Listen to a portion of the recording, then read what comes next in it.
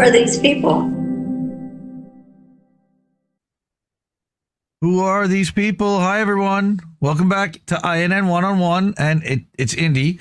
And I'm here with a super special guest, longtime friend of the network, friend of the show, another independent media personality who you've been watching for years, and I was watching for years before I started doing this, and that would be Chanda Masta from Trailer Park Pundit and Beauty and the Boomer. Hi, Andy. Good to be here. Glad we actually could connect. I'm so sorry I canceled on you last week, but it was necessary. That happens. So for those who don't know, Chanda has been an independent media champion for years, and there are not honestly enough women in independent media. You did a whole vignette, I remember, with Oz and Linda about there aren't enough, basically all showcasing all the women in independent media. And God, how long is it? Like a 45-second video? I mean, and some of those people aren't even doing it anymore. I know, it's 1:30, actually, the full one, where we went in and we added every the women that we respected in the independent media space. But we have a couple of shorter versions that, like, I run at the Trailer Park Pundit. But you're right, there's quite a few on there that don't even stream anymore. But oddly enough, not most women don't engineer their own show. I'm unique in the fact that I can engineer my own show and put it out. Most of the women that are working in the independent media space work with an engineer or a team that help get their show up and produced and actually live streamed. But I'm lucky to have an amazing partner in the Wizard of Oz, Rick LaFave, and he started out as my engineer, but he taught me. I was one of those I want to hands-on, and that in Oz was, I could see him getting worn out because he was engineering for the Convo Couch and so many other shows, and I wanted to take that off his plate of having an extra show. So he taught me, and I went and I learned all the studios, OBS and Streamlabs, and now we're using vMix, which I absolutely love. It's very high end. I mean, it would be something that the network studios would be using, but it allows me to do everything and anything I need to do. And so I'm proud that I'm one of the only women that can actually engineer my own show and produce and edit and do so many different things. And yeah, there are not nearly enough. So if you're a woman looking to do this, here's somebody who's actually taken the time to learn it and do it well and successfully. We've offered to help or have women come to Roar Media. We fly under the banner of Roar Media with all of our different shows. And for years, we've said, if you are a woman and you got something to say, you've got an idea, come to us. We will teach you. We're a nonprofit. We'll help you in any way we can to, get your voice out there. If we got to engineer your show, or if you want us to teach you how to do a show, we'll help you with graphics, with openers, with closers, with music. We do all of it. So yeah, I mean, that's really when we created Roar Media, that was our vision, was to help get independent women voices out there. Yeah, which aligns so well with with the vision of how INN was created, which was to help smaller independents who don't have the resources to do all of it, to give them a team, to give them people who would be able to share their content and bounce stuff off of, because it's really hard to do this from scratch without knowing anybody or anything about it.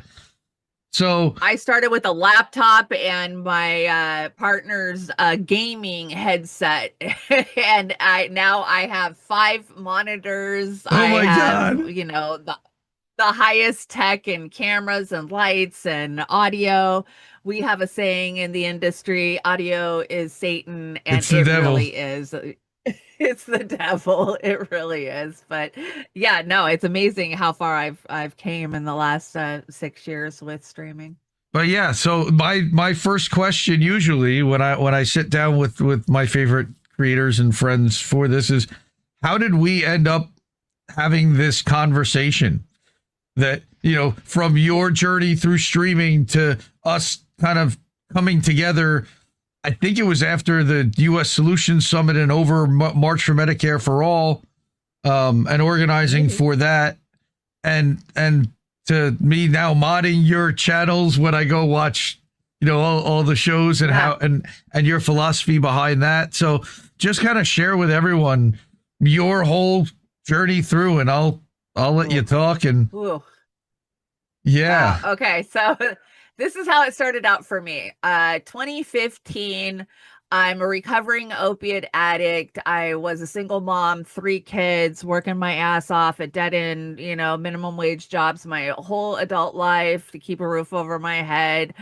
I'm living literally in the worst ghetto in my town, and I look around and I see the suffering of the senior citizens, of the addicted, of the people around me, my friends, my family, and I naively still believed that my vote was my voice and it counted. And of course, I was a Democrat. I was, the Republicans are evil. The Democrats stand for the poor. And I was one of those I'm with her women, like, oh my God, it'd be great to have a woman president. She'd bring some, femininity to the White House and some compassion and humanity. That was not Hillary Clinton. And then I saw the Bernie Sanders campaigns in early 2015 kind of starting to come out. And I was like, well, I remember Bernie from, the Iraq war, voting against it. And he was a crazy, radical. And so I kind of started looking into him. And then I just got bit by the Bernie bug. And so August of 2015, I joined the Sidewalk Chalk for Bernie. And you would go around with sidewalk chalk and you would basically put Big Bernie, murals or whatever all over your town. And that is how I started. And then from there, gosh, it just snowballed for me. I went inside my local Democrats. I got elected as a Bernie delegate. I went to the state level. I started going to all of the Democratic galas and balls and fundraisers. And I was in there saying stupid shit like, we have 2 good candidates, and then come 2016 and the games start with the Democratic Party. We can see them robbing us of votes, just all of the shenanigans that they did to us in 2016. And a lot of that got swept up. Honestly, people forget. Oh, just how vicious. People forget how the Democratic Party, vicious they were. Oh my God, they were so horrible. From convention to convention. And these were, again, what it was these were Democratic Party like operatives and veterans who've been through a campaign, multiple campaigns and whatever, and they didn't want any of these new people coming in with different ideas and to displace everything that they had set up for years. And they were the Obama people is really what they were. And they had, Hillary for America, and they were so well funded, and they had David Brock, and, they just had the Hillary hit team behind them. And so my county here in, I'm in a very blue state. I'm in Washington State, just outside of Seattle.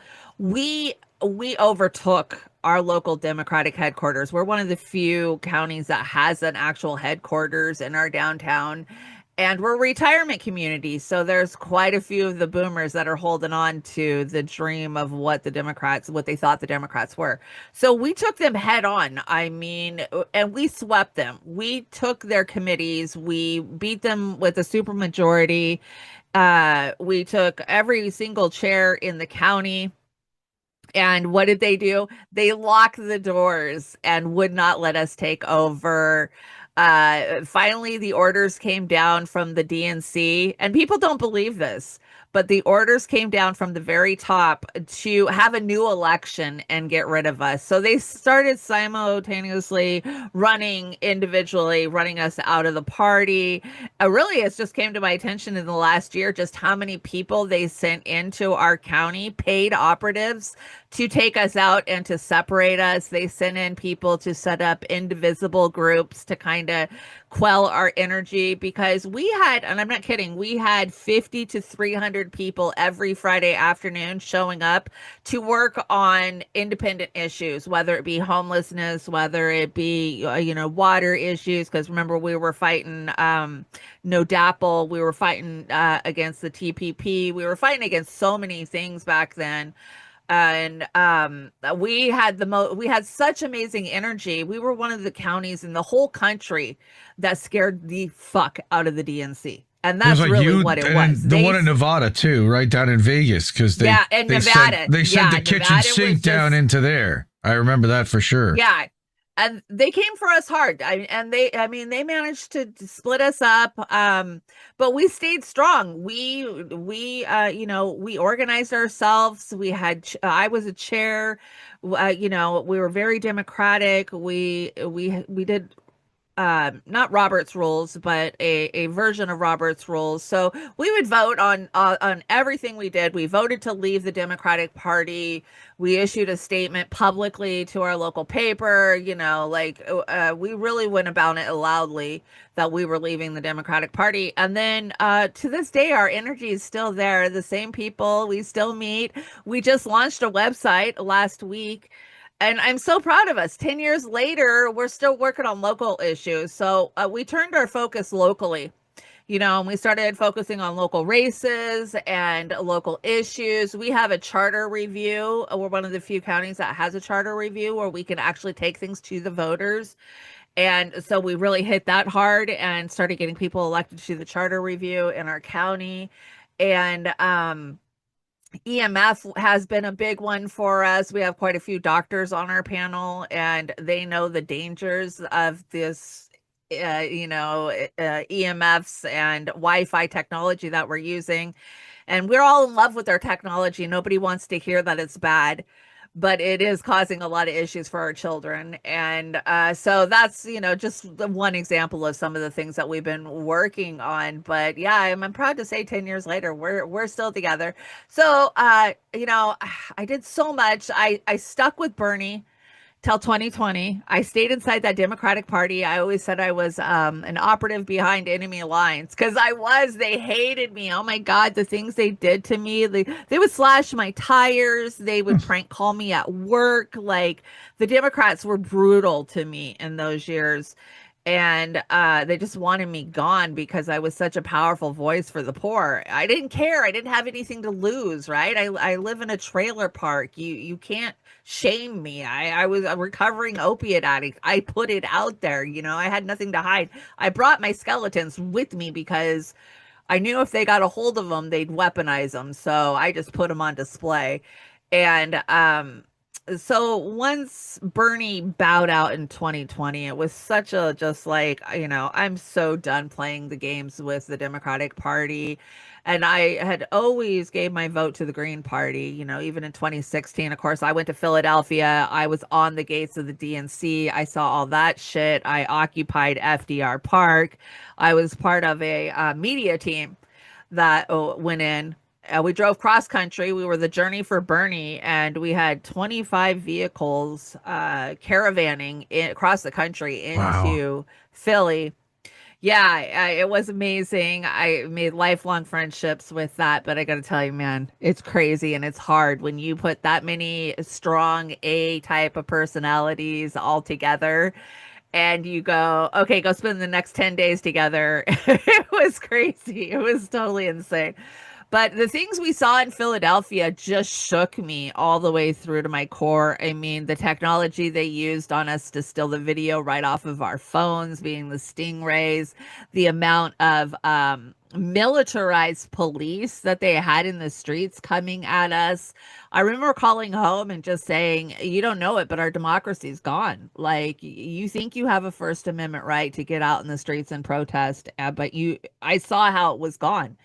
And what they do is they would arrest you, they zip tie you, they'd put you on a bus in 100-degree heat in Philadelphia, and they just leave you on that bus for 9 hours, 10 hours, and then they just let you go at the end of the day. So they kept you out of the way. You weren't there to rebel rouse or get anybody else riled up.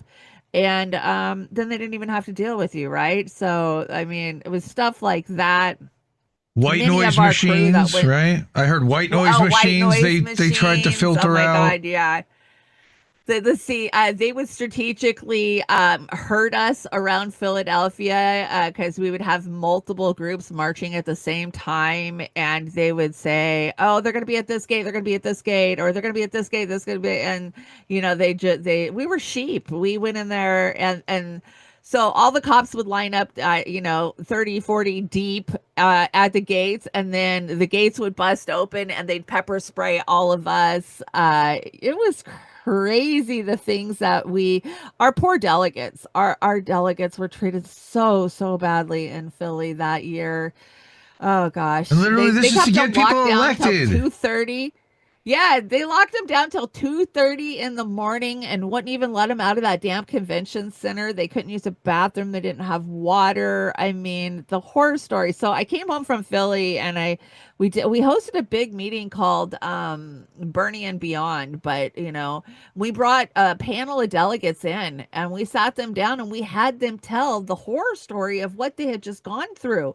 And you pay for everything yourself when you're a Right. delegate for the Democratic Party. So these people put out tens of thousands of dollars to go stay in these fancy hotels and fly across the country and to pay for all the VIP passes to all the galas and shit. And they were silenced. They weren't allowed to go sit in their seats. They had seat fillers. Like, it was just, I mean, I saw firsthand that you can't get democracy through the Democratic Party. So I did stay for another 4 years. I was an elected PCO inside the Democratic Party, which they hated. Oh my God, they hated I was elected. Yeah, they did everything they could to get me out of that chair.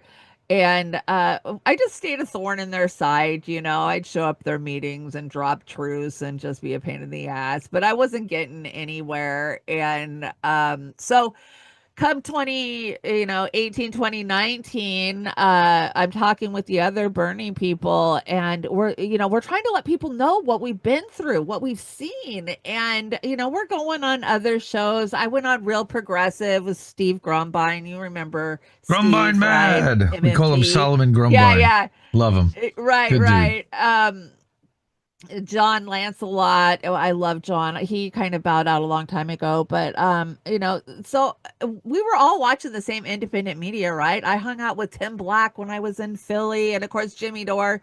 I've been a huge Jimmy Dore fan since 2015, way back when he was on TYT, and watching these people like, well, okay, if they can do it, I can do it, right? So we got picked up by Uphill Media, which was originally Bernie TV, I think is what it was called back in 2016. So it was a YouTube channel that was called Bernie TV. And that's where you could go to watch like Bernie's speeches when he would go around, right? And so we started doing a couple of different shows. I used to do a show called No Joke. Do you remember No Joke with Amos?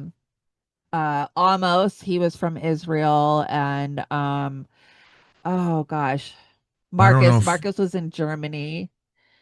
I don't So remember that. it was a really diverse panel. It was really diverse because we had a guy from Germany, a guy from Israel that was in Jersey, and then me, and then a couple other people.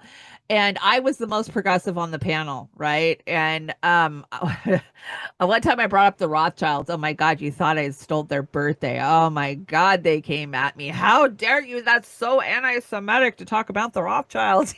Like it was so crazy. But we were allowed to launch our own shows, and Oz and I and Miss Amber King and a couple other people started a show called The Daily Dive. This was before Jackson Hinkle's The Dive, and Oh yeah, my we would do a half God. hour show every morning. I had Yeah. For Jackson Hinkle? Really? Well, and then we brought Hinkle on when he dropped his first shows, and we were like, "Hey, we were the dive first, but whatever." So we had it. He came on our show. We actually sat down with Jackson Hinkle in the very beginning, many years ago. Great guy. He was nice, whatever. So we basically bowed out and gave him the name. He was growing Wow. fast, and we have been the dive, the daily dive for I don't know, maybe 6 months, a year, whatever. But we moved on to our other shows anyway. So yeah, we gave Jackson Hinkle the name and let him have it and let him run with it. That's a little story people don't know. And Amazing. yeah, so we started collaborating with so many people. The Convo Couch, those, oh my gosh, Pasta and Fee, those are our brothers and sisters. And then you had Slow News Day with Glory Jones and Steve Poikoden, and we just started buddying up, and then of course Assange. That's really when we hit the ground for Assange. Of course, Assange had been taken out of the Ecuadorian embassy by force, and if it wasn't for Julian Assange in 2016 and the Vault 7, we wouldn't have known the truth about the Democratic Party and so much more, so much more. And so we hooked up with Conrad Misty Putin, buddy. What was Misty doing back then? Was she doing bitch? I can't remember what show she was doing back then, but we all flew into Washington, D.C.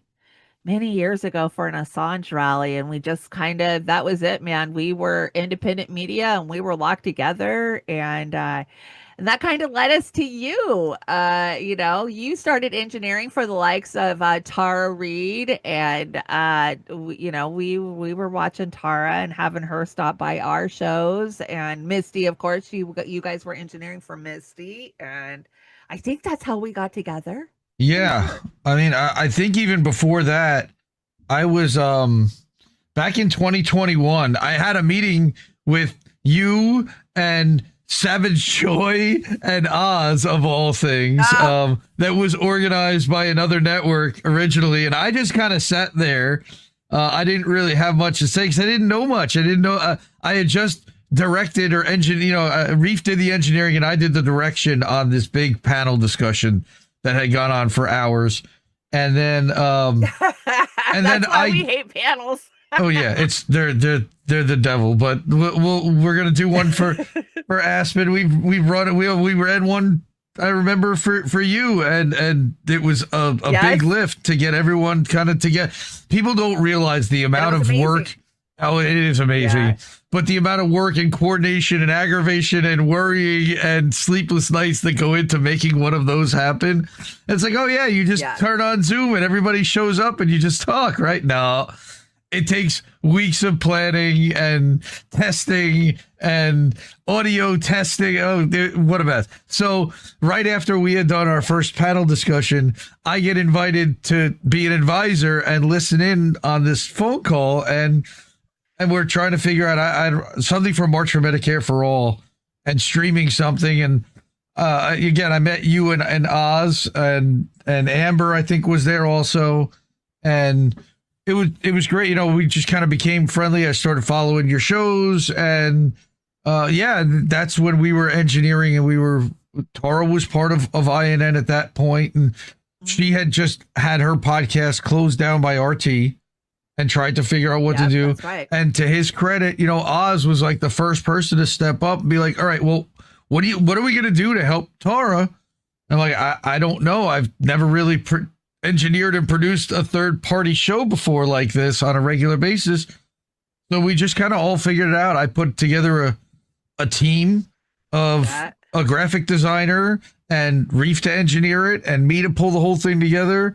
And another Oz to engineer the live streams early on while we're still figuring it out. That's and amazing. Reef to shadow, and another guy did the podcast. And it was like all Tara had to do was show up and do the interview. And this is what, you talked about that earlier, that has been the experience for a lot of women in this space, is basically they didn't have to do the behind the scenes work where they just had to show up and be the star. But right. The way I feel, and I think you feel the same way, true independent media means you do it yourself for the most part, or at least you know how to do all the things, right? Each step in the process, and have done that to know how much work is involved and to know, the kind of personality that does that well, because there's a different kind of character that edits. than one that works on a Yeah. podcast or I audio. hate editing. I hate editing. Like we would have so many shorts if I could edit, but I just I'd rather pull my nails out than, edit. Right. Yeah, And then I it's get using the AI tools, which we have now. And to his credit, Oz is remarkable with learning. He's just a sponge. He wants to learn constantly. And Yeah, he does. thankfully, like you, Oz has become one of my best friends. And I get to talk to him very, almost daily. And we bounced all Yeah. kinds of stuff off of each other. And I love what fascinates him and the way his mind works, and he's so dedicated, and he sees the chessboard really well. That's the way He I kind of does. describe it. Yeah. You know, I'm so lucky to have him as my partner and my best friend, and he's done so much for me over the last 5-6 years. And yeah, I've had a really bad bumpy road the last couple of years, and I'm just so thankful for the community that I have that was built leading into this terrible journey I find myself on now. yeah. Speaking of that journey, if you are able to support Shanda's her cancer journey, and we haven't even talked about that because I want to talk about some other things before we get into that. I But know, right? It might be is negative. that is your GoFundMe there, and if people do want to support you in your GoFundMe and in your battle, they can QR code scan that. I'll have the link in the description for them to be able to support there. I'm guessing it's probably pinned to your Twitter as well. At Chanda Masta. Probably not. Probably not. I love it. We'll make sure if you message me, I will get you the link to the GoFundMe if you need to get your hands on that. But I wanted to talk a little bit about how you hooked up with Oz to start doing Beauty and the Boomer, and Beauty and the Boomer After Dark, and how you figured out that Saturday night was going to be the night to do that show, and all of it. Like, Wow. Thinking about it, I don't even remember. So, yeah, we used to do morning shows. We used to do like a 9 a.m. show, I want to say. And it started out with like three or four of us. And then people kind of, people are really ambitious in the beginning, but then it gets tedious showing up every day to do something you're not getting paid to do, right? And so people kind of fall off. And Oz and I just stayed dedicated. And then, like I said, when we kind of quit doing the Daily Dive, Oz had been pushing me to do my own show. And I started, God, what was the name of it? The Accidental Activist. activist. Yeah, I was the accidental activist because I felt that way. I didn't set out to be an activist, I set out to support Bernie Sanders, and fast forward years later, I am this activist on the ground, fighting for so many different things.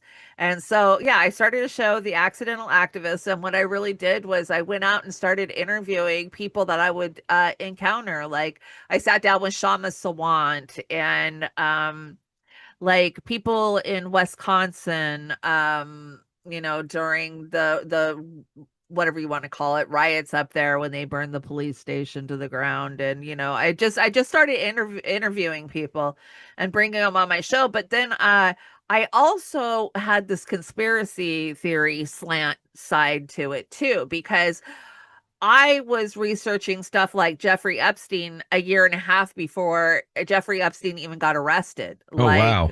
for the final time.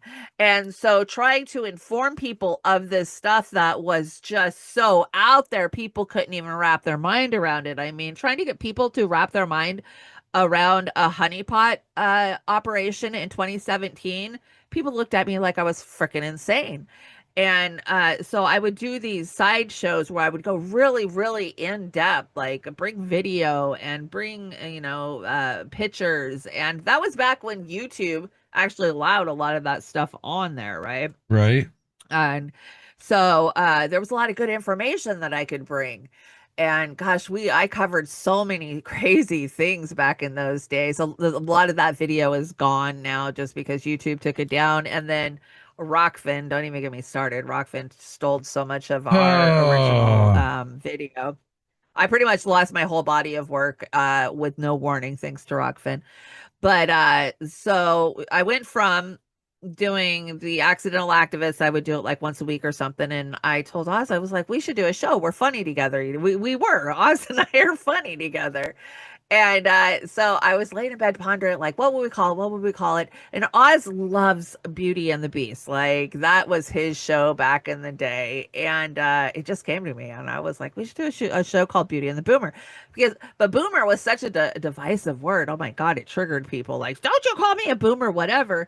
But, we're making fun of ourselves. So and we started out themed. Like, we would dress up every Saturday night like in costume, and one night would be we were going to do a 1980s show, but I don't know, Oz showed up in some 1680s outfit. So like I mean, just stupid shit like that. But then we would cover daily politics and just the things that we were seeing in the news that we wanted to talk about and our slant on it, whether you agreed with us or not, whatever.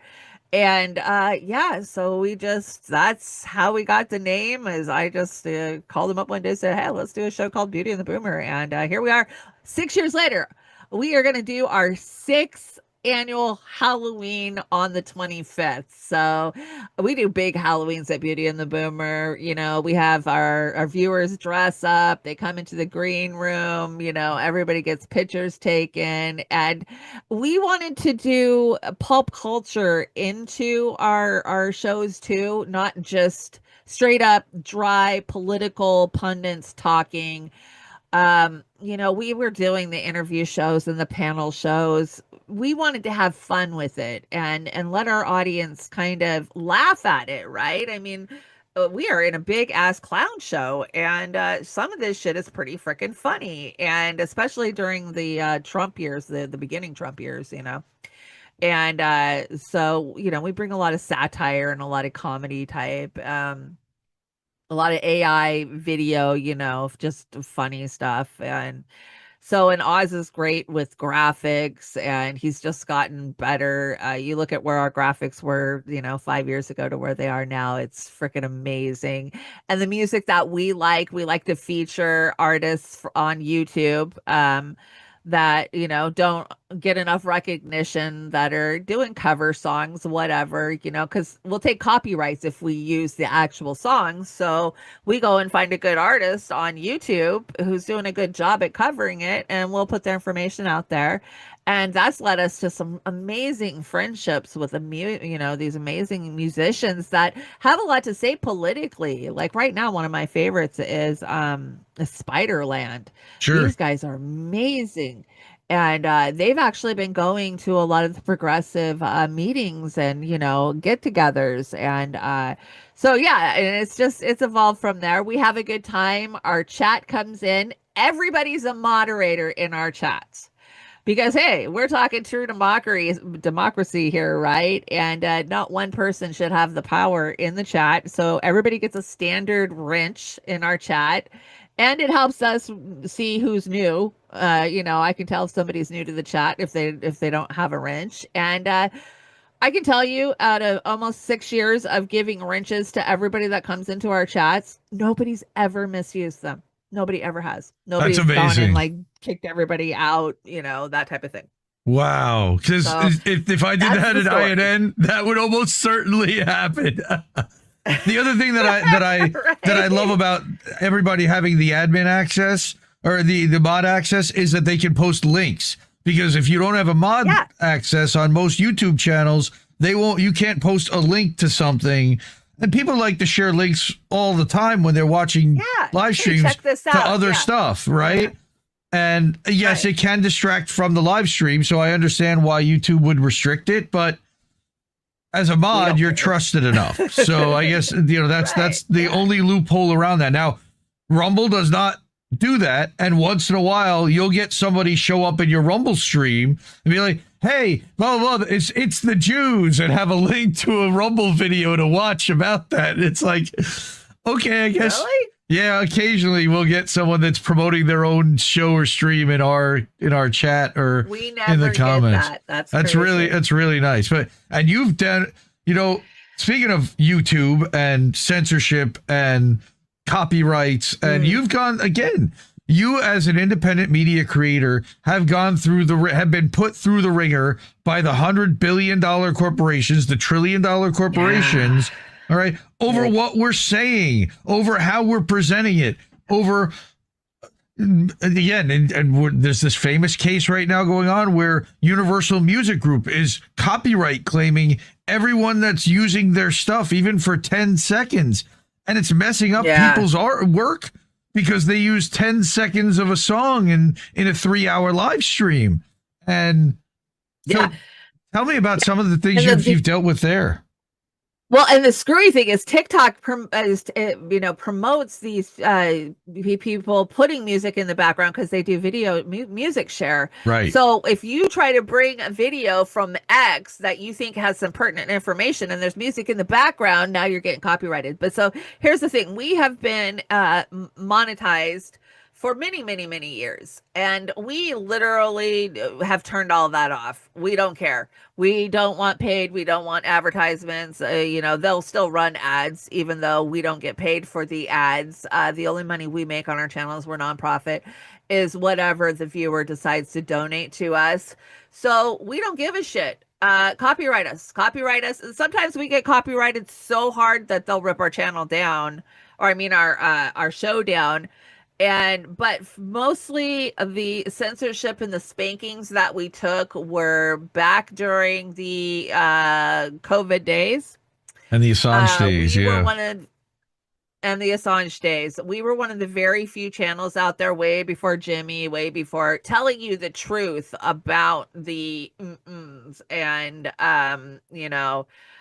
the effects of them.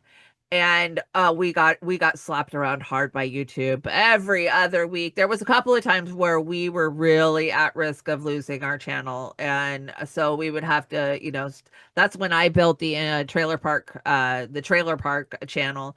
Like, okay, we got to start building these backup channels. But we always had Rockfin as our main backup channel. Like, okay, if we get knocked off of YouTube, you can always find us on Rockfin. We had 20,000 followers on Rockfin, I want to say something like that. 15,000, 20,000 followers. I mean, YouTube has throttled us so hard. They've kept the boot on us that every month we will pick up 30, 40 new followers, but they'll peel away 50 from us.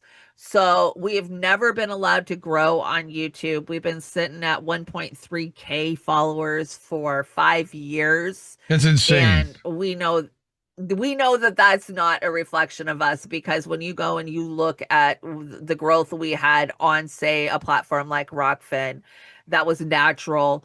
It was a lot more reflective of what was actually, how we were growing. And so, but we don't care, whatever. We say we're the best kept secret. We're a social club with, our quaint little, red rope room of VIPs that come in every Saturday night, and our chat loves each other. They know each other.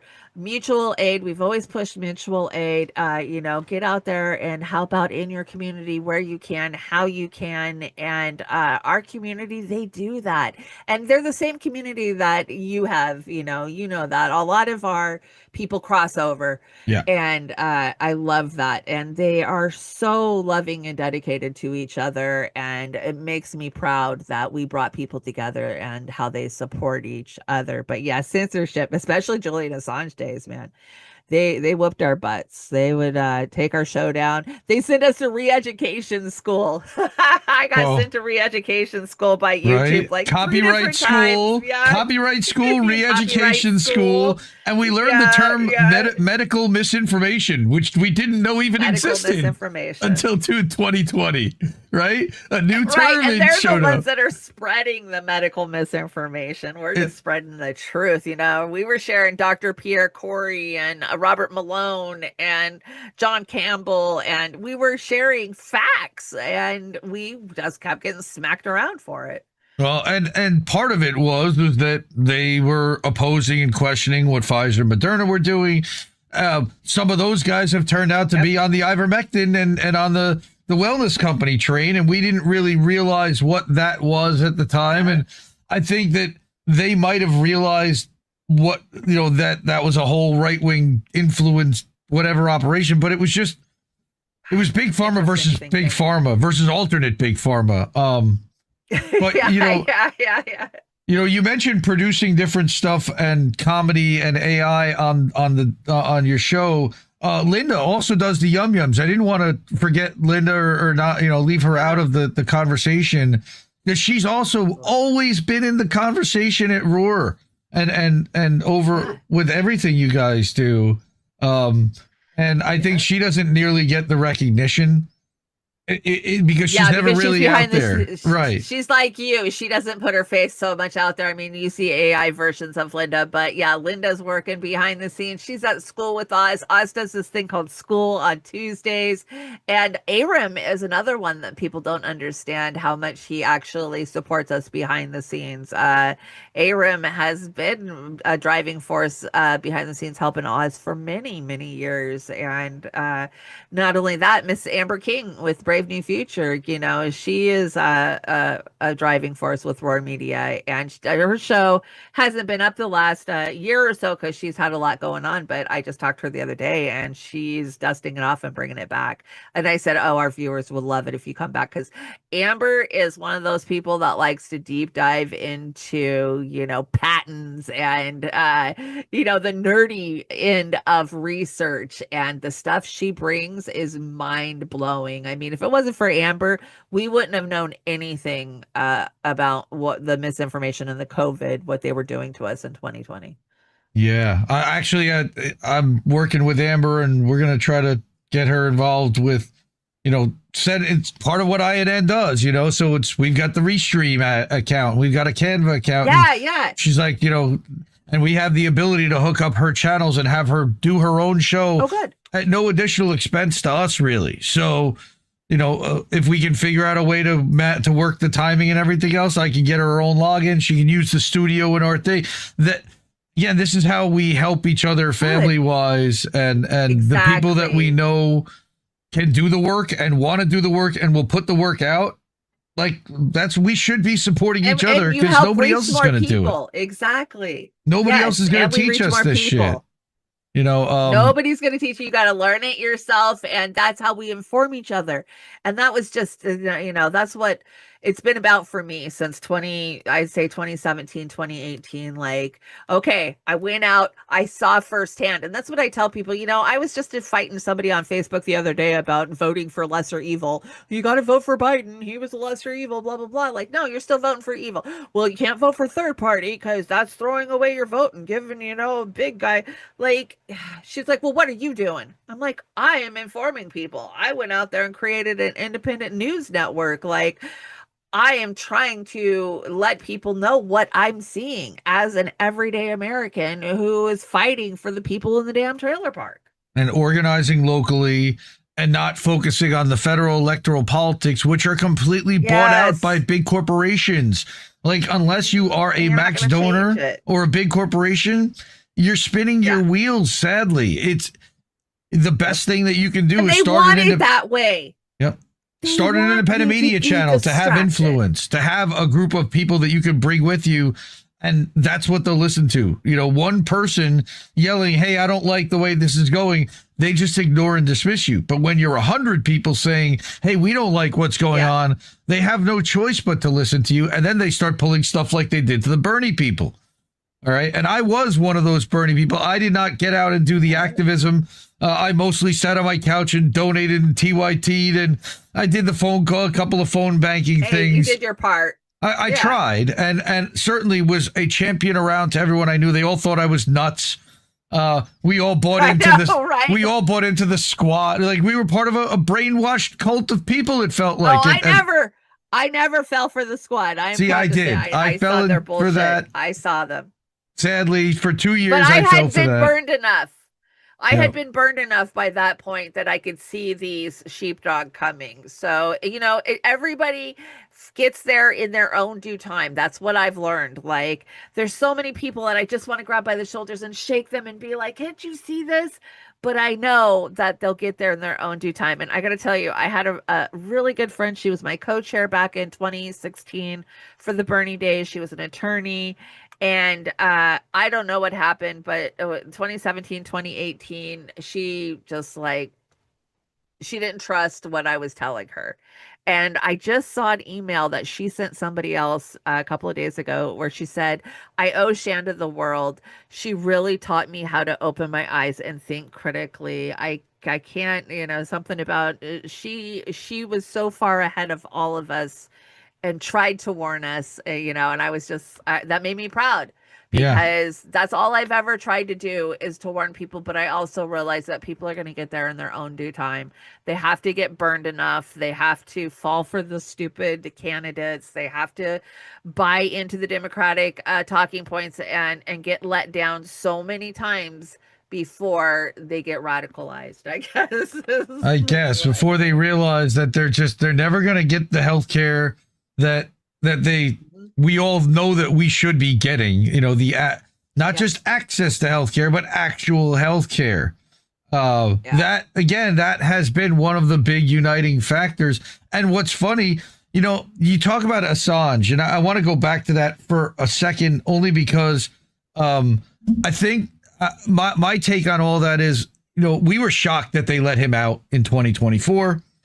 We fought so hard to get him out of Belmarsh, and we really didn't think it was ever going to happen. I think a lot of us didn't. We thought he was probably going to die there. I thought they'd kill him. Yeah, right. I thought they would kill him. And they were going to kill him in prison, and that we were never going to see him emerge. And I think that in letting him out, it's almost like letting the air out of a balloon. Like, it just deflated an entire activist movement of people that were together and connected and communicating, and it let the air out of that. And a lot of we're still connected, but we're not communicating, and we're not actively sharing each other's things. And there's been a renewed thing about Palestine, but some people weren't necessarily pro Palestine, or and it just, I almost felt like they let him out to deflate that activist community, because we were getting very strong in our voice about getting a pardon, or about, and then there was the trial that was about to come here, and nobody really wanted a public show trial with all the activists. That's why they let him out.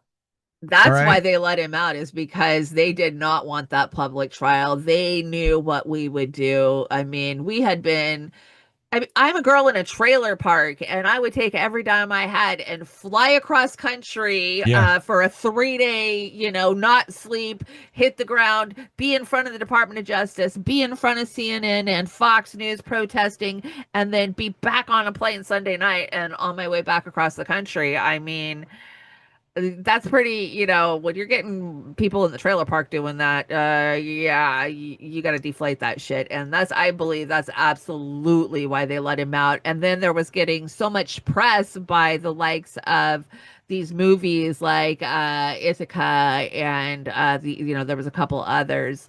The Trust Fall was a new one. Mm-hmm. Yeah, the Trust Fall. Yeah, that were making, they were rumbling up the independent film festivals and stuff. And, I was really fortunate.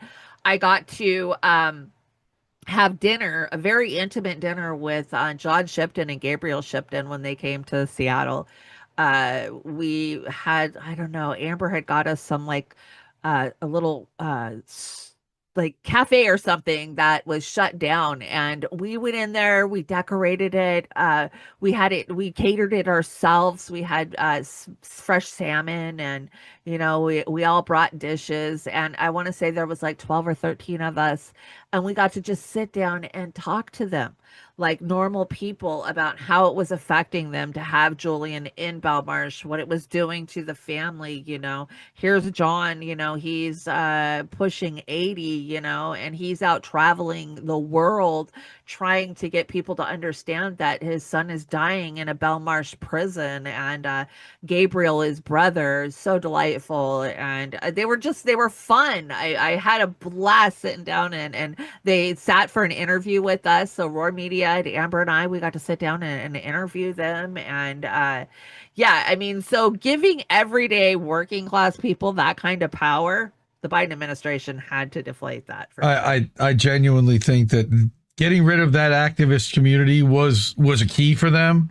It had been very powerful building up to in I remember in May there was a hearing and he wasn't even able to attend. He wasn't well enough. And then you see him get on that plane, the footage, and man, tears and joy and hugs and ever since, I'm happy for him, but a little disappointed in what we've seen. I didn't want to talk about Julian other than your experience in organizing. You did a table, for example. I remember I very famously tabling.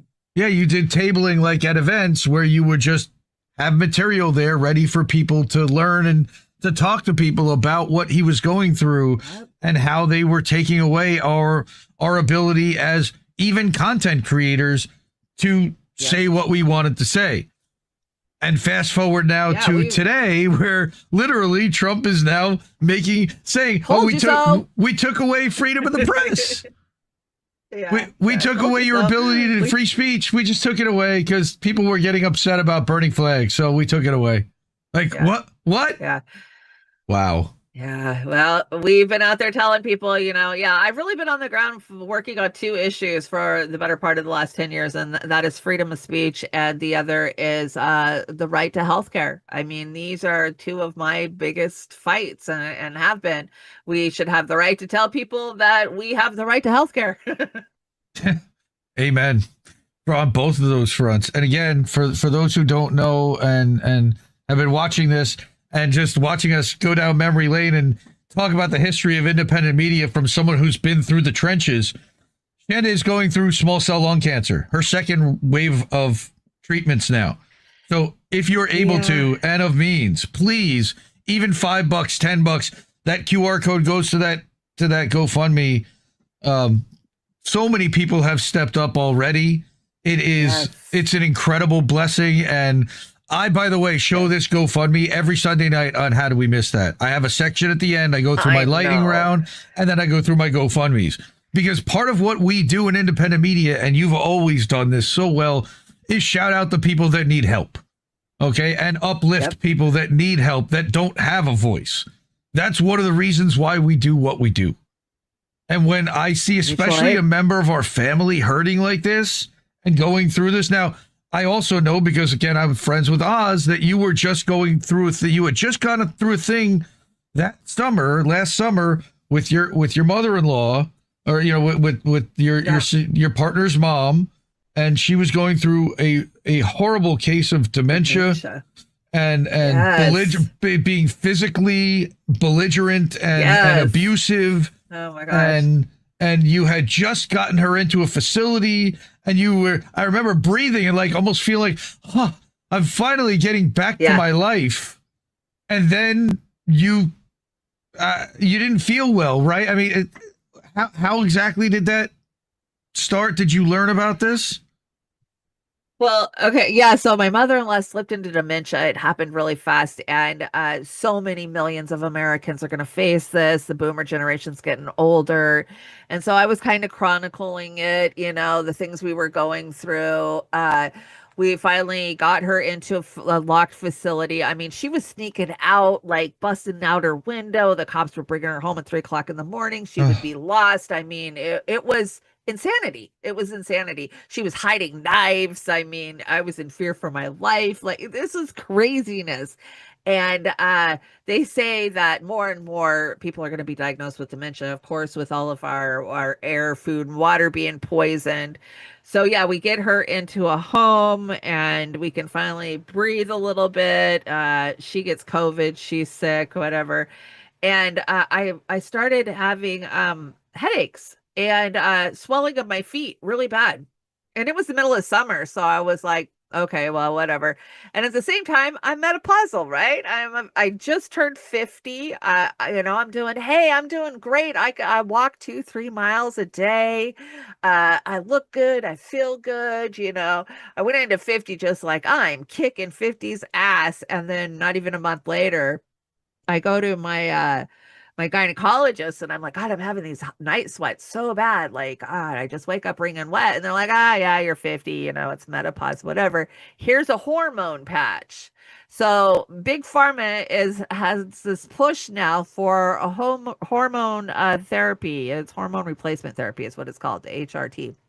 Hmm. Now, if you remember, right, the generation before us, the boomers, they weren't allowed hormones because why? Because it caused cancer. If you remember, grandma and moms, if you had any history of cancer in your family, they wouldn't give you hormone replacement. You just had to rough it out. And so I slapped that stupid patch on, and I'm not even kidding. Within 2, 3 days, I was in the ER. My feet were swollen huge. They were like, okay, well, deep vein thrombosis. No, no, no. They're like, well, we don't know. Maybe it's just a side effect of the hormone patch. And I just kept having side effects. And I finally got a headache so bad that I thought I was going to die. I was like 4 or 5 days. So finally, I went back to the ER, which I felt terrible. I felt stupid because I kept going to the ER and they kept telling me there was nothing wrong, Right. gaslighting me. And finally, this time I went in and I was like, I don't care. I'm not leaving. My head hurts. I feel like I'm dying. And my sodium was crashing. And people don't realize, man, your sodium is so important and it can crash so quickly on you. And I basically was losing my mind. I lost communication skills. And for somebody who's a journalist, independent media, like I forgot how to text message. I couldn't do sentence structures. Like I couldn't make a complete sentence. Wow. It was crazy. It was crazy to have my mind slowly slip away. It was so frustrating. And they couldn't figure it out for the first couple of days. They put me in the ICU and they kept poking me every hour. It was this whole ordeal. And our amazing viewers, because I would go live occasionally from my room and I was out of my mind. And they wanted to come bust me out. Like, I finally, the nurses came in and they were like, "What are you doing online? Why are we getting inundated with phone calls from people just advocating and freaking out?" And Oh, it I was, remember it that. was our viewers. Yeah, our viewers were calling there just ready to tear that place down because of the way I was being treated. They put a central line in my neck and they blew that out and shot it out the side of my neck with no numbing. Like it was just a terrible, terrible nightmare. But by the end of the nightmare, I get told that I have this syndrome called SIADH, which is basically a sodium deficiency. And they can't bring your sodium up too high too quickly, or it'll fry your brain. And if your sodium goes too low too quickly, it'll fry your brain. So I'm going through this whole process of trying to bring my sodium level up slowly, but whatever. So finally, we get my sodium level up to an adequate, place. But there's an underlying issue. Where's my sodium going? Why is my sodium crashing?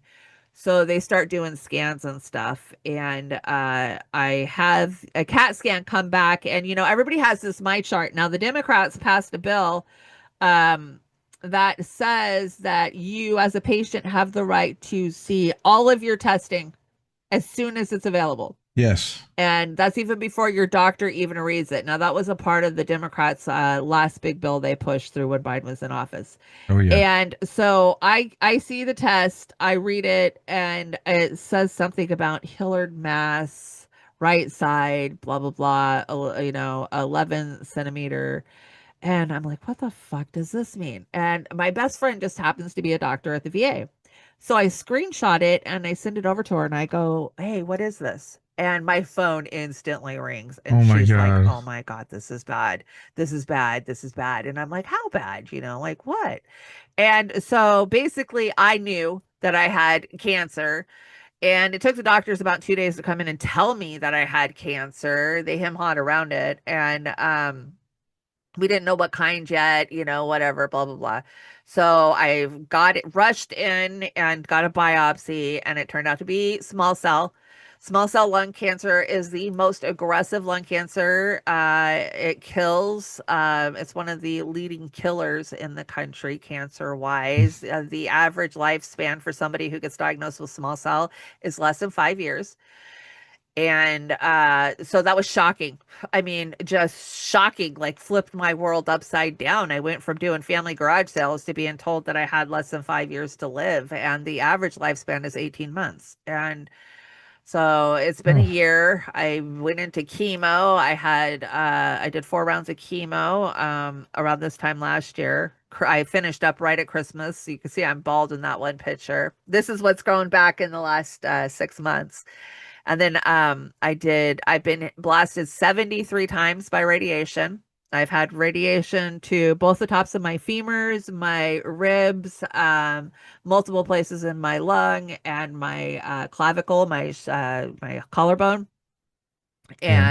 And now I'm on my second line of chemo because I over the summer I was doing good. Like everything was kind of in remission, like nothing was being active, and I thought, woohoo, we backed it off for a long time, and I was on immunotherapy because they have all these new immunotherapies. There hasn't been a lot of advancement when it comes to small cell in the last 30 years. It's this chemo radiation, and then sorry, go home and do hospice. But now we have all these immunotherapies and targeted medications that they can, kind of target your immune system to go after the cancer stem cells. And so this time it came back on my last scan about 6 weeks ago, and my CEA number shot through the roof, and I could feel at the end of summer I wasn't feeling really well. I was like, oh, okay, I feel like something's going on. And they took a CAT scan or MRI of my liver, and it has moved into my liver, and I have Oh, 11 tumors on my liver now, and it's in the tops of both of my femur bones. And that's what hurts the most is the bone pain. Like, oh my God, cancer bone pain is the most insane pain I have ever felt in my life. All I can do is just cry when it comes on. It's like a toothache, but in your bones is the only way I can describe it. And I just cry and cry when it hits so hard. Like right now, I am on 120 milligrams of morphine and 40 milligrams of Percocet. I mean, I'm sorry if I feel if I look or act intoxicated, because not I at am. all. I mean, Not okay, no, no one but to hear you and see. People wouldn't know, and I think that but happens a lot. There are a lot of people going through treatment and struggles. They're very yeah, private about it. They don't want to talk about it, and yeah, the the amount of rise in cancers in the last several years, so bad. and the younger people that are getting it, Yep. there there's a lot of talk about plastics and the amount of plastics that's around us, The nanoplastics. and the toxification of that. Not even yes, we got nano in our brains and sperm. Everybody's apparently got it in their The sperm now. All their blood-brain kids are barrier. getting Yep. it. But just So in bad. heating up a plastic bowl in the microwave, Yeah, the you black know, ones. Don't use those black ones. no, even Yeah. the clear one, anything like we have Ah, stopped using anything plastic in the microwave at all. It's glass yeah, I don't like or anything paper. plastic. Yeah. Because it Yeah. all, and Yeah. And my wife, Teflon. Throw those fucking Teflon yep, pans out the back door. to I'm using stainless nothing steel but cast iron. pans or stainless steel or Stainless steel cast cast iron. iron. Yeah. But even the paper plates have a chemical coating on them. And Coating on them. Yeah. when you heat, Everything is poison. Everything around us, it's everything we touch, we eat, we drink. it's Yeah. remarkable, and it's all again based on petroleum. It's all based on oil and extract and figuring out ways for them to make everything out of oil. Plastic is made out of oil, for those who don't know, Yeah.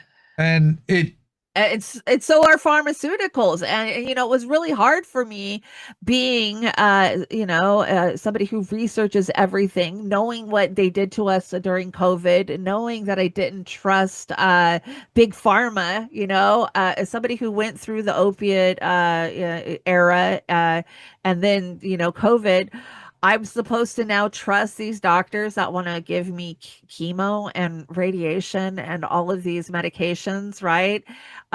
It was just flipped my world upside down very quickly.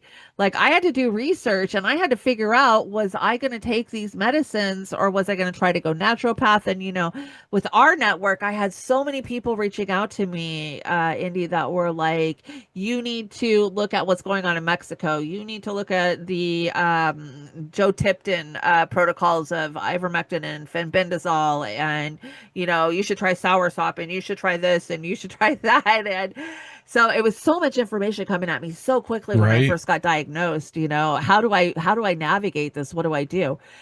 Fortunately, I got a lot of doctors. I got a doctor in Mexico. I got a doctor at the Bastar Clinic in Seattle, which is a naturopath doctor. And then because my friend's a doctor, she found me the best oncologist and thoracic surgeon in Washington State. And I gathered up all the information that I could. And basically, what I was told, even by the doctors in Mexico, is with small cell, you have to hit it with chemo and radiation. You're not going to kill it any other way. It responds very well to chemo and radiation, but it grows so quickly. It can literally grow in 2-3 weeks. And so I had no choice. I had no choice but to have to go a more traditional route with Western medicine. And it really sucked. Not to say that I'm not doing all of the other stuff, because I am, but I had to trust that the doctors and the people at the lower levels that are there, because the healthcare workers that are there because they care and they truly want to help people, are there trying to help me. And I had to just not worry about the CEOs that are pocketing the money and what's driving it, But at the end of the day, it's all petroleum based medicine. That's all Western medicine is. And you went through chemo already, multiple, and multiple times. I'm doing chemo right now. The Red Devil, did they hook you up to the Red Devil? That's like one of the big things, and that's allegedly supposed to knock you out quite a bit. And then they mix in anti-nausea medications, because everybody knows people who take that, stick to their stomach. This is my per needed medicine bag. Look at this. I mean, that's just as needed. That's not even the stuff I have to take daily. The stuff I take daily is out in the living room. But oh my God. I have like 6 different nausea medicines. I have 3 different pain medicines. It's just crazy. Steroids.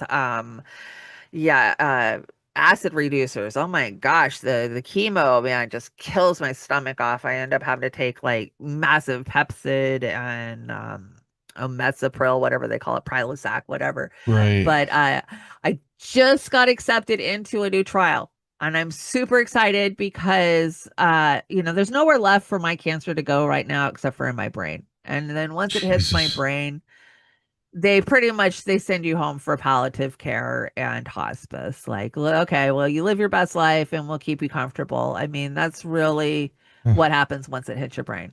So I'm trying my best to keep it out of my brain. I'm scared to death. My next brain scan is November 11th.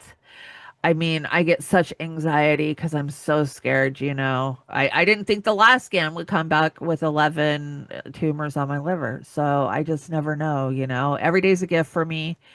I know I have a death sentence. I've accepted it. My loved ones haven't accepted it as easily, I guess, as I have.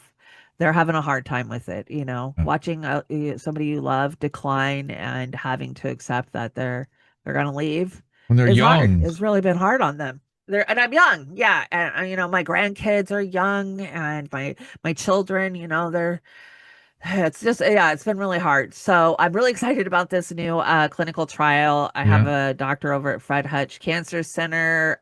Even if it doesn't save me or give me extra time, if it can potentially help somebody else have extra time down the line, I'm more than happy to be a guinea pig, is the way I look at it. But I'm hoping, I'm praying that not only will it give me some time, but maybe it'll slow this down and give me a year or two. That's what I pray for. So well, and then there's the entire, it's been a nightmare.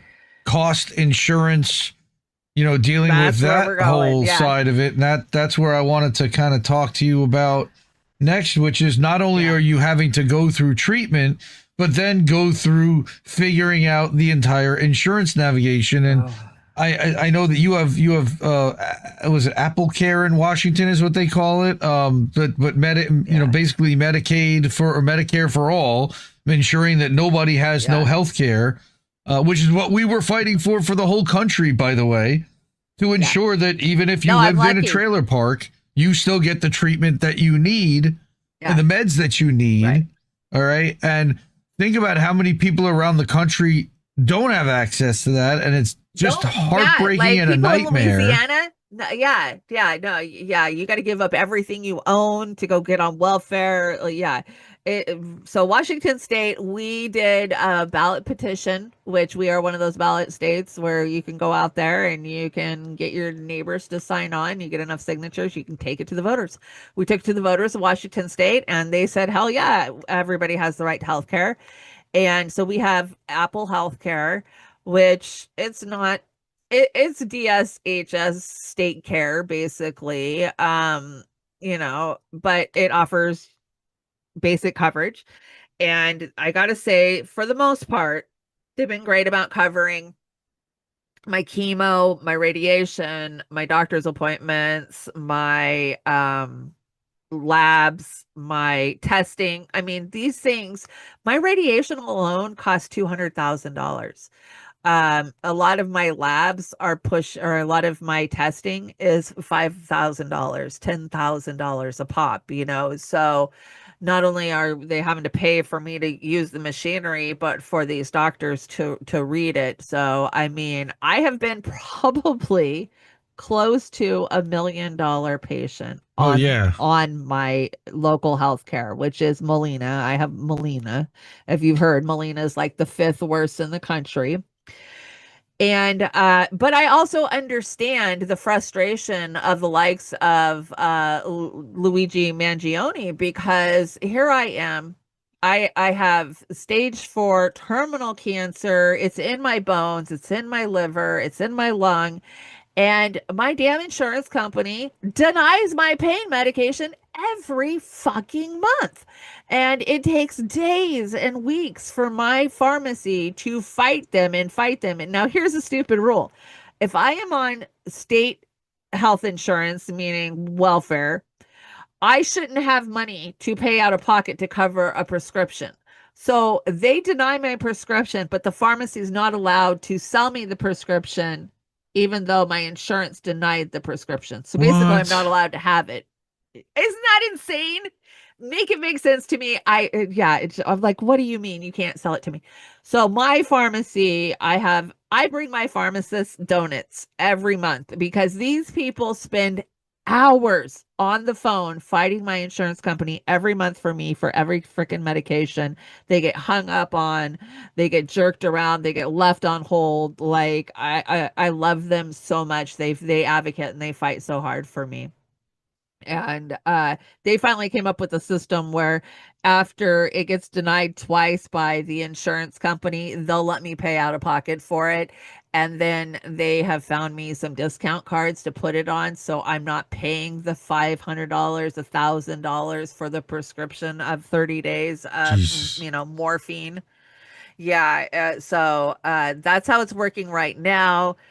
I finally they switched me to fentanyl patches this last week, and now the fight is on to see if my insurance is going to cover that. So I'll let you know. I didn't want to go on fentanyl patches because I kept telling myself like, no, you're not that bad yet. You're not that bad yet. Like I'll save it till I'm really sick and at the end. But because my insurance doesn't want to cover the morphine, we're gonna try to see if they'll cover the fentanyl, even though I'm kind of really scared to be on fentanyl. But Yeah, I mean, it's I all that understand fear people's mongering. frustration.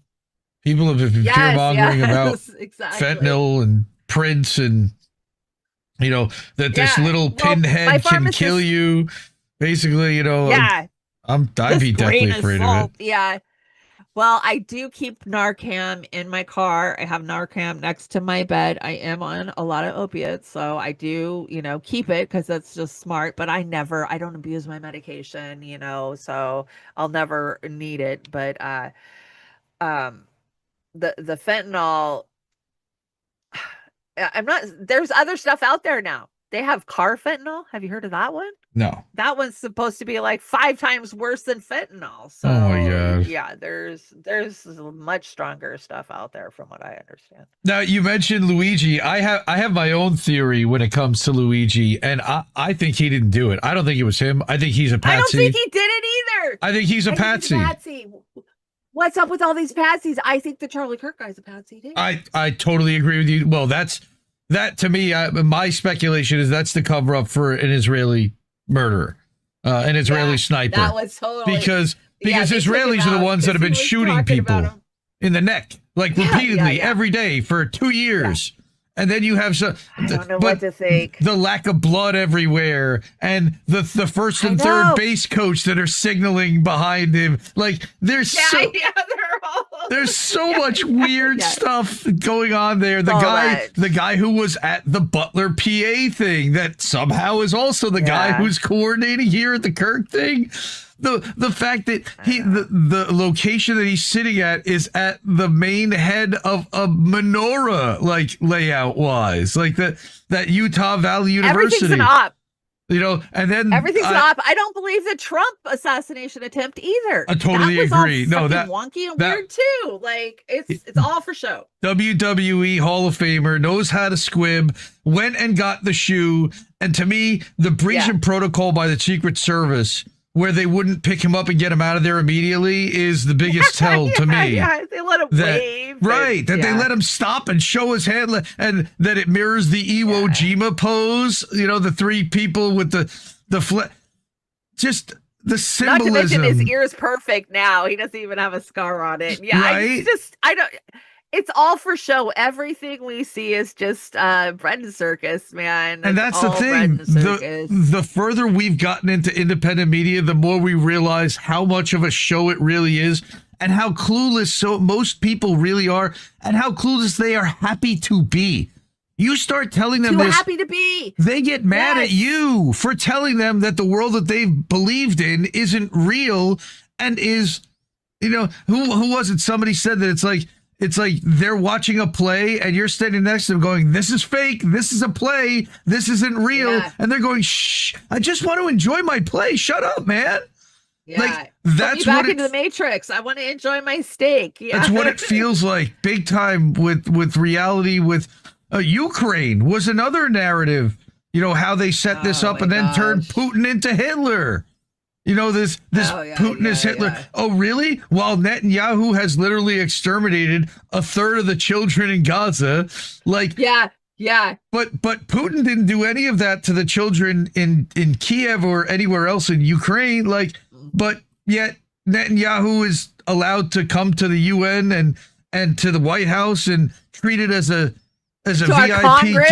Our Congress. Yeah. So one of the biggest things that the eye openers for me was just how badly Israel has behaved. And you look, I was raised as a conservative Jewish kid. I didn't even know what Zionism was versus Judaism. This whole thing really came out the last 4 or 5 years, thanks to independent media, by the way. Again, another reason why they are looking to silence, censor, and shut down and co-opt and control independent media. Why the Ellisons at CIA Connected have now bought into TikTok, and now Skydance buying Paramount, controlling all of the gates so that they will only allow you to use approved narratives and messages, and everything else will be considered hate speech, anti-American, medical misinformation. There's just been so many, an enemy of the state. And then I didn't even talk about ICE disappearing people off the street, and oh my gosh, what a police state they're allowing it to turn into, because now you can't necessarily have that communication network. And you go back to the 2016 stuff, like when you were there, the white noise machines that they're now using at public protests, which then spilled into the George Floyd thing in 2020, where they tried to kind of create these uprisings. They put pallets of bricks in certain places to create a narrative of violent. For years they've been doing that. Violent mobs of people in the streets, and they're doing it right now. By the way, they're doing it again right now. for anyone watching. It's their playbook for 100%. But it's all done intentionally. Like Biden opening up the fucking borders and just letting we had no immigration policies under Biden. Nope. Anybody come in, come on, everybody come in. That was intentionally done so that way Trump could be the bad guy, unleash ICE, turn them into a Gestapo. But not only that, he could slowly roll out the surveillance state. And Americans would beg for it. Would please MAGA protect us. And please. MAGA is like bullying people that aren't down with it, which is, if Biden were in, that never would have happened. The ones who were supposed to not to be, yeah, exactly. So how else were they going to get the far right Republicans to fall for the surveillance state? This way, exactly this way. Right. The left was always going to fall for it. Yeah, Palantir, the technocrats, JD Vance setting themselves up to get him as the VP by Rumble running Truth Social and the back end for the Trump for TMTG, and now this whole crypto thing. So now they've just decided to blow the whole thing up and just grift to their heart's content, create new cryptocurrencies and vehicles and investment arms for their supporters to be able to put money into, which yields them nothing. I mean, you have all these videos and tweets and messages of people that are, I put all my money into this, and then the rug pulled us, and it's the Trump coin, literally the inauguration weekend. My God, the Trump coin. He launched a crypto meme coin that raised his net worth at one point during that night to $60 billion. And then it came all the way back down. But the whole thing's a scam. I think that right now what he's doing, he doesn't care about ideology. He doesn't care about anything other than enriching his family and his kids and making sure they're set up in their little businesses for life, because he's not going to be around forever. He's got two fail sons that fuck up everything they touch. All right. Yeah, right. But hey, he's got Jared Kushner as a son-in-law. Well, Ivanka's going to be okay, because Jared Kushner's going to sell the waterfront property in Gaza. All right. So I was just going to say that. You beat me to it. He's got that set up, right? So he's literally setting it up like he'll let everyone do whatever they want corruption-wise. They did that trip to the Middle East where they literally just lined up to throw money at them, didn't bring the press with them to that trip. All right. But this isn't TDS. This is looking at the facts and looking at that this is all part of a corrupt network that involved the Bidens also, that involved the Clintons also. It's a uniparty. All the Democrats are over there kissing the damn wall too. Washington has been bought by not just AIPAC, by all of the Jewish lobbies, and has been for our whole entire lifetimes. And Christian Zionist lobbies. Christian Zionists. And I was raised deep Pentecostal, talking in tongues, Assembly of God type of Christian. I'm not afraid to call myself a Christian, but I don't fall for this false prophet of Israel that we've been sold in the Bible. That Israel over there right now is not the Israel of my God. And but a lot of Americans have been brainwashed into thinking that they must just put the blinders on and faithfully follow Benjamin Netanyahu, and Israel or the second coming of Christ is not coming. And so many of my fellow Christian friends are starting to wake up and see it for what it is. I just had one 2 days ago that told me, we were taking a car ride, like, I don't think that Israel is the Israel of the Bible. I was like, oh my God, thank God you. Yes. Yeah. Like, how many babies do we need to see blown up in our Twitter feeds before they figure it out? Before you get it. Not everyone's on Twitter though, and that's what we realize is, and I think that part of the social media world why are we allowed to see it? Why are we allowed to see it? Because believe me, if they didn't want us to see all those blown up babies, we would not be seeing it. I guess because they want the anti-Semitic pushback is what it is. They want to be able to say, look at all these anti-Semitics, so they can attack the college kids. They can attack. That's why they show it to us constantly, I believe, anyway. Right, but you never saw the beheaded baby. They didn't exist. But much of the video that they made up or that happened from October 7th. Hamas, Right, Yeah. but so I've never once seen that video, India, and you know me and Oz, man. We will see a video. If it's out there in the world, I will go on a Russian server and watch that shit. Yep. We have not seen No, it. they won't let anyone that isn't like written into the Zionist world see it Right. for whatever reason, exactly. because they don't question it. They don't want somebody coming in and questioning it. Now, I literally shared with somebody like last night, a lot of the narratives were put out by an organization called Zaka, which is their first responders. And the Zaka people admitted that they lied and embellished the story to generate sympathy for the Israelis. Yeah. And they've recanted. The likes of Deborah Messing and dumbasses in Hollywood. Right. Exactly. They admit that in their own newspapers. And that's the other thing, is that you have to look inside the Hebrew newspapers for what they tell to the Israelis is very different from the narrative that gets projected on the United States, because we're the wallet. So it's like they tell the kids tell themselves the truth and then they tell the parents the lie. That's kind of what, in a way, but Israel isn't necessarily the kid either. Though the citizens, I would say, are kind of manipulated through their media, because they don't have free speech and they don't even claim to offer free speech. It is narrative-controlled propaganda media. And now they've decided that they're going to do that to the entire world. And if you're going to report against it, we're going to blow up your house and we're going to kill you and 3 generations of your family. Yep. Yeah. I mean, look at how many journalists have been attacked. Look at how many human rights laws have been violated by Israel. Everyone. And the UN just turns a blind eye. Every single one. Yes. And has been long before October 7th. We've been telling people this for years. I mean, when we saw Rachel Corrie bulldozed over, she's from 2 towns over from me, So, yeah, we've been telling people this for years. But October 7th, I'm so tired of, Hamas and October 7th. You guys let that fucking happen. Israel had the most secure border in the freaking world. Right. That wall was monitored. They were taken by surprise. Yeah. Yep. And then they sacrificed their own people. The Hannibal directive, they don't care about those hostages that they keep playing around with. And, they don't want a peace deal. They don't want a ceasefire deal.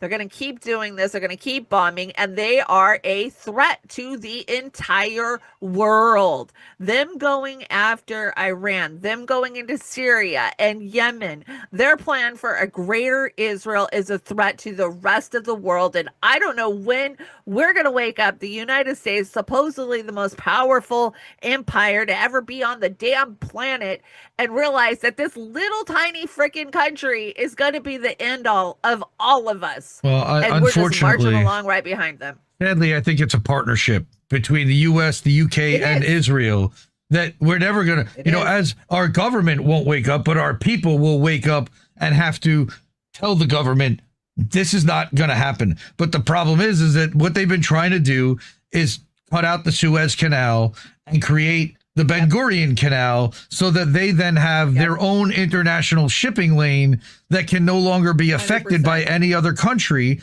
Then they create their own pipeline through Syria, and then they have their own energy delivery system, their own global delivery system of whatever they want that nobody can stop, and then they can do whatever they want to do. One of the big things that's happened with the Houthis Damn Indy, so well informed you are. Thank you. But one of the things with the Houthis in Yemen is that they've been fucking with Israel's imports, because a lot of the imports come into Eilat and it's got to go past the Strait of Hormuz, and that's in Yemen's control. And they bomb ships that go in there, and they've been stopping that to the point that Eilat basically had to shut down as a port. They've been hampering Israel's ability to import stuff for 2 years now. And them kind of they took out Yemen's leadership, again, attacking sovereign leaders of other countries, and nobody's stopping them. That this is just okay, it's acceptable. Nobody thinks it can happen to them. at this shit, right? Don't forget, we got a meat shredder going on in the Ukraine where we just are sacrificing, tens of thousands, hundreds of thousands of Ukrainians, young men. Yep. And then you got Africa that's being constantly violated. Africa never gets its due for the crap that we're pulling down there, right? Yep. The minerals and South America, the whole global South. Yeah, and South America. Look at what Venezuela. I mean, oh my gosh, it's so bad what we're doing around the world. When you really start to look, I didn't realize that we were the bullies of the world. I didn't realize the things we were doing when I was just an innocent dumbass in a trailer park worrying about how I was going to pay my power bill. How could you? Now I'm How just could you know? mortified by who we are. Yeah. Again, independent media, YouTube brought a lot of this to us unfiltered to a point where they couldn't stop us from knowing it. Where before you had to go through CNN or one of the big networks and you only found out what they wanted to tell you. All right. And it wasn't news. It was propaganda. It was infotainment. It was all in service of the capitalist agenda. Yeah, we all bought into the bread and circuses, but I think we've seen an awakening the last 10 years, really. The Bernie stuff, the COVID stuff, the RFK stuff. Oh God. That PSYOP, which was Bernie 2024. I genuinely think that they tried to harness the Bernie movement and energy in 2024. And move. You're freezing. Yeah, your cameras. I hear you. But okay. He went from Democrat to independent to almost Republican to almost libertarian to independent to supporting Trump in 18 months. I know. In 18 months. And he took Tulsi with him. Tulsi was on his tail. Yeah. Oh my God. Remarkable. And now he's out there telling you autism comes from Tylenol. Yeah. Yeah. It's crazy what's happened for sure. Yeah. Well, he can't yell at Pfizer anymore because Trump made a deal with him and he has to do whatever. And we said this when they gave him the HHS job was that he's going to now have to do all the things that he was against and then say he's doing it because Trump told him to do it. You didn't have to take that job, Booby, right? Like, you didn't have to do that. But beef tallow, right? They've got sex tapes on him, right? You know that they've got sex tapes on him. So they have all the black man material. Yep, for sure. Yeah, he's got all the vices, for sure. And it's like, walk through reality in life with people that don't understand any of this because all they watch is CNN and all they read is the Washington Post and New York Times and walk around thinking they're informed and you're the crazy conspiracy theorist who doesn't know what the fuck they're talking about. Right? Like, we've listened to the experts that have actually done the thing where you're listening to someone who's paid to tell you what you want to hear. And then there's the move again to Substack the last 5, 6, 7 years where you've seen now, and this year we've seen a major infiltration of corporate media into that platform where everybody is now an independent. So how do we navigate a world where everyone's independent? Even if they're corporate funded, the free press just got sold to Paramount, sold as an independent outlet funded by venture capital to the tune of over 100 million. How do we the mammies, the mainstream alternative media. Right. Now we saw them come in, the likes of Russell Brand. I mean, come on, he went out there. Don't even get me started on him. But we knew who the mainstream alternative media were, but by the funding they have, by the studios that they have. I trust the people like you and I, Indy, that are on a cheap ass Walmart computer with pieced together systems, trying to get the information out there. I think if you have under 15K, I want to listen to what you have to say.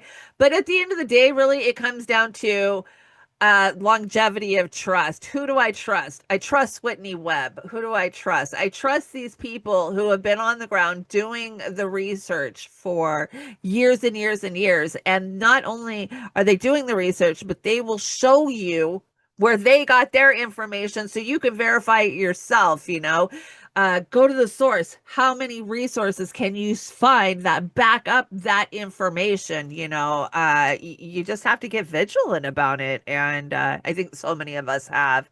And we rely on, Yeah, like The Ryan same people, I think. Ryan at The Last American Vagabond. Jeffrey Sachs, Amazing with his Ryan research. Christian. I love James Corbett. He's amazing. God, who else? Brilliant. Yeah, oh my God. Yeah, I mean, True Stream Media. They're another one that have Love proven Melissa. themselves over the years. I love Melissa. Yeah, I And mean, Aaron, yeah. you know, we know the ones that have floated to the top of the cream that over the years have proven themselves to do the work, have the research. But then you've got, you know, the bigwigs out there, the professors like Chris Hedges and Jeffrey Sachs and Norman Finkelstein and Gab Marte.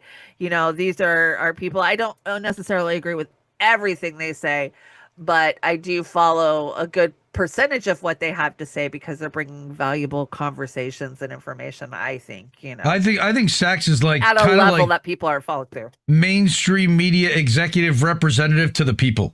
Like he's at the Lancet and like he dumbs it down for everyone else to understand, and he's allowed for some reason to say the things like Mearsheimer. Now Mearsheimer is kicked to the side, but Jeffrey Sachs is invited to the World Economic Forums and the Lancet studies, and even saying what he says, which I respect him for that. I do. Respect him for going into those spaces. Yes, and telling them exactly like it is. And the fact that he keeps getting invited back says something to me about him. I mean, he's clearly principled. You know, but he, you know, also that he will play the game, obviously, with them because they wouldn't allow him in their circles if he didn't.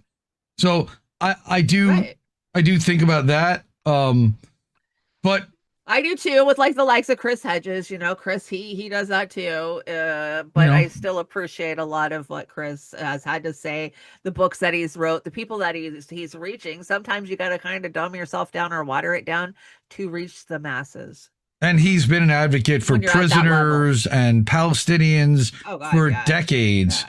I mean, again, big fan of Hedges, and that's why I created the Indie Media Awards, which was to honor those in independent media that don't get the recognition and the shine. And people ask me all the time, well, who should I be listening to? Who should I be watching? And so that's why I started by making that list of channels, and here's their links to find them. And you know, again, vetted and proven over time to be consistent, to fight for free speech, to fight for healthcare for all, to fight for the principles that got us into this, and we're not always going to be on that, and also not just in it for the money. People need to make money on their channels. We get that. But there's a way to do it where if you do it right, the money comes anyway. Although not to us really that much. We've managed to not to us either. Afloat. I mean, we limp along. We've made $78 in 3 months on YouTube. Like, if it wasn't for our community, our Patreons, they pay our subscription fees, you know, to our studios and to our Restream accounts, those type of things. But personally, we don't make any money off of it, and that was never the goal. And just the fact that it can cover itself is great.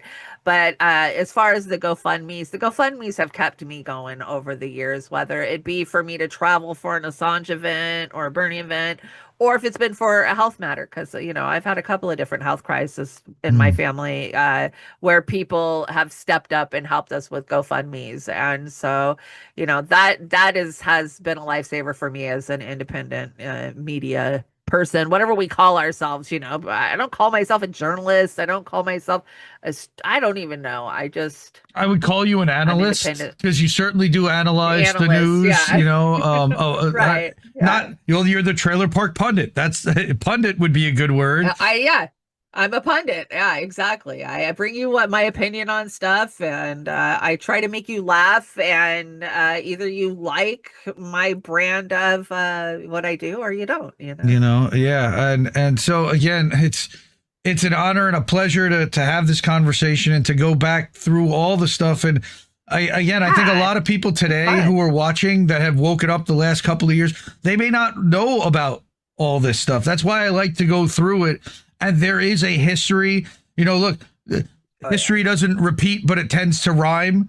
So understanding where we've been and what's been done to the people that have carried this torch beforehand to know what to look out for as the government continues to pull its nonsense, as big corporations continue to pull their censorship crap, to look at how it's been handled in the past and what's been done to people as a playbook, and what playbook are they following, and then again just slightly modifying it, but here's how it was handled in the past, and we don't want to behave necessarily that way if it wasn't successful, so let's come up with a different strategy and leverage that and learn from our past mistakes and from our past experiences, so that we can continue to be successful and fight this mega corporate media machine going forward, so that we can continue to say what we want to say, inform people about what we see happening without being completely censored, marginalized, or stuck into a bell jar and isolated,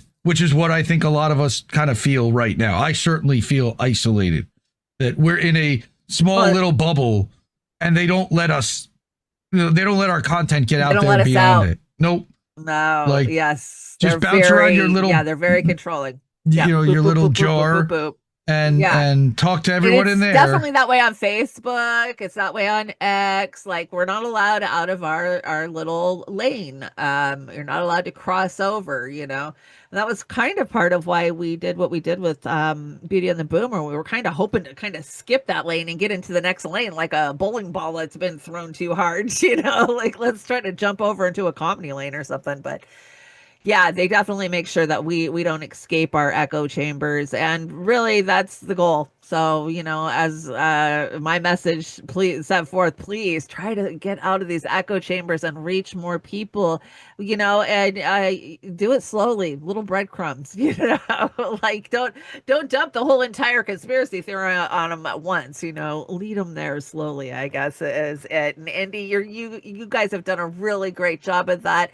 The Indie Media Awards have been amazing at informing people of where to go to find these people to listen to, directing them to all of the sites. The beautiful graphics that you guys have had done up with the Zago brothers, and we were so honored to be named. Oz and I were in 2023. We can't thank you guys enough, and it's definitely a badge of honor that we wear. We showed at the end of all of our shows and our closing credits, and you know, even for my medical records, I use my Zago picture. I love it, and I know you guys commissioned it, so I thank you guys so much. And I thank you so much for wanting to sit down with me. I haven't done a lot of shows. I'm really tired all the time, and Trailer Park Pundit hasn't. I haven't done one in, I want to say, 2 months now. I've just been too sick the last couple of months, and I'm hoping. I'm not saying it's over. I'm just saying I'll come back once I'm strong enough to do it. But thanks for inviting me on and having me come sit with you and having a chat. It was fun. Oh man, it's my pleasure. Seriously, my honor, my pleasure. Again, you've been one of the people who has stood up for so many, and we all want to be here and have been here for you, and will continue to be here for you. You know, we live supporting independent media, and I hope that others out there will be inspired. Again, that QR code up there is, let me put it up one more time, is for Shanda's, for her GoFundMe. So if you have a couple of bucks, please support Chanda in her journey. You know, treatments are expensive, but also living, you know, she can't work during all of this. So, you know, the income, and we talked about how Medicaid is so critical, and how thankfully she lives in a state where she can go get the treatment, but still every dollar counts and every bit helps. Whatever you can do, really, we love you. We appreciate you for doing that, because it does make a big difference. I'm so blessed.